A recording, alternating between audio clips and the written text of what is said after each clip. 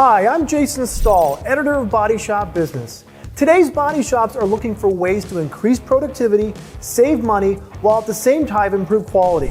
Sometimes a review of how some of the basic processes are performed can lead to significant improvements.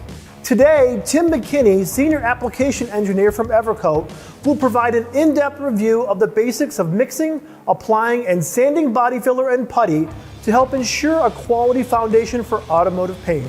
I thought you had to remove the paint before applying body filler. Is that true? Well, not necessarily. So what we're going to do for this particular scenario is I'm going to prepare this in the middle. I'm going to sand it with 80 grit, but not take off all the paint. I'm going to just go down to the factory primer and factory e-coat, and I'm going to feather edge this with 180 grit. One of the biggest benefits we have for our products is we're talking about using a premium resin that can adhere to a wider range of substrates, and it will actually stick better to a finer sand scratch. So we don't need to take it down to bare metal. That's kind of a misconception that you had to do that with the old body fillers. Well, you kind of did back then, but the resin structure on these products is totally different nowadays. That goes back to the grinding we talked about earlier.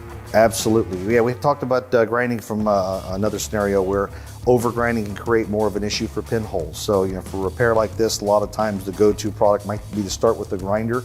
You're actually doing more harm than good to the substrate itself, because what if this were aluminum? So what I'll do on this is I'm going to start in the area here. I'm going to sand with 80 grit just to kind of take off for the deeper areas. Say if I did have to do a stud in the middle or do some hammer and dolly work, and then I'm going to feather edge the outside of it with 180 grit to get it prepared for the Rage Ultra. Now apply the product, and then we're going to sand it with 180 grit. That way we're really only going to be doing 180 grit for the majority of the preparation and sanding. It helps to simplify the process, speed up productivity, and we're going to eliminate the deep sand scratches outside the perimeter of the repair. So I'll go ahead and get started here. Okay. Once I start to see that I'm starting to get through the paint, that's when I want to stop, because I don't want to sand it too aggressively with the 80 grit and start to expose that metal. We do have a corrosion protection with Rage Ultra. It's got a 500-hour salt spray corrosion resistance. But if I don't open up the bare metal, I don't have to worry about the corrosion resistance. What I'm going to do in this process is I'm going to work with the factory corrosion protection on this panel to stick to that and not have to worry about having to replace it. I always say follow the vehicle manufacturer's recommendations.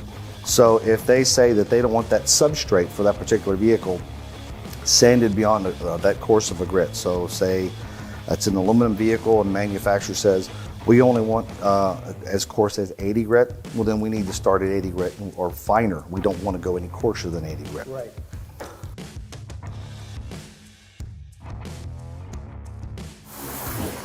So now I've got it sanded with 180 grit.